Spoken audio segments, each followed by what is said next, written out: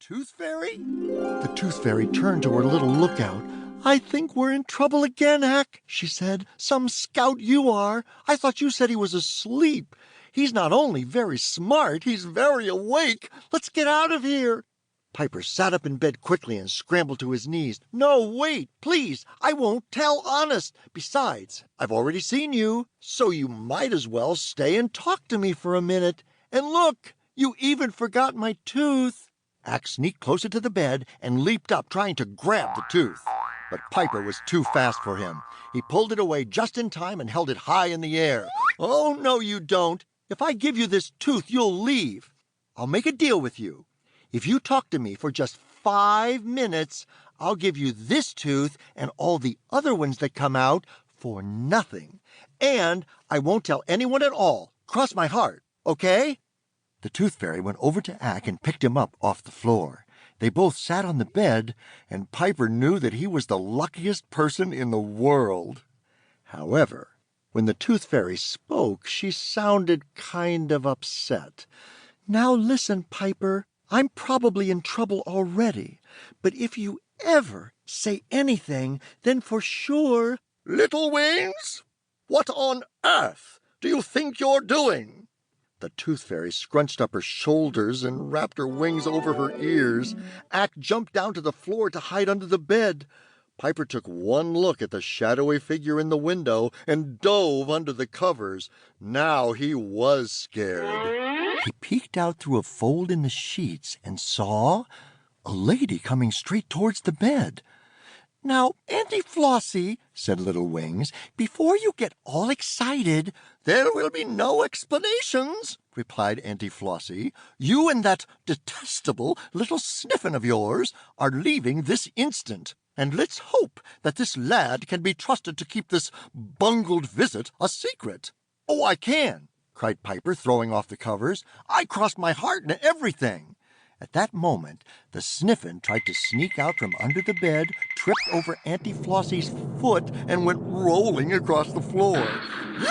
You little pest, are probably the cause of this entire mess," said Auntie Flossie, pointing at the small creature's large nose. Little Wings patted the blanket beside her, and Ack skipped over and jumped up onto the bed. Piper leaned over to the Tooth Fairy. "What's that?" he whispered, pointing to Ack. "Who, him?" said Little Wings, smiling. "That's Ack. He's my lookout. And—" Auntie Flossie interrupted her. "I'll do the talking here, young lady, if you don't mind." She walked over to Ack and turned him to face Piper. "This is a Sniffin, and he's probably, thank goodness, the only Sniffin in existence." Auntie Flossie gave Ack a quarter turn to show his profile.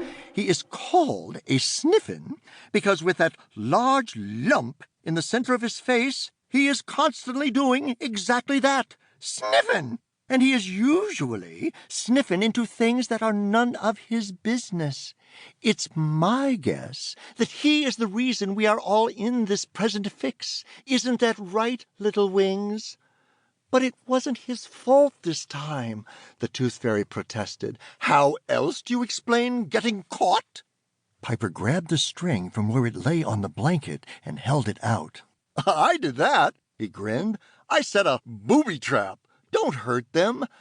"I don't want to hurt Little Wings, young man, or anyone else for that matter, but we have a job to do, and I must make sure it's done properly.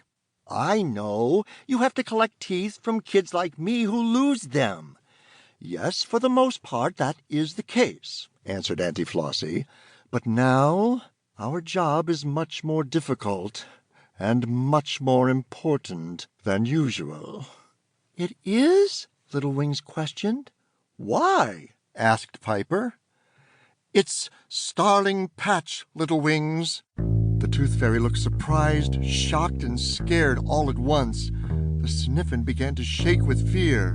"Because of his hate, the Isle of Kindness is slowly being destroyed. It's becoming a wasteland of ice, and the eternal fire is very nearly out." "Oh, no! It's all my fault, Auntie Flossie," cried Little Wings. "No, we're all to blame. We should have realized. To keep listening to this audiobook, I've left you a link in the description so you can do it at no cost thanks to Audible's 30-day free trial.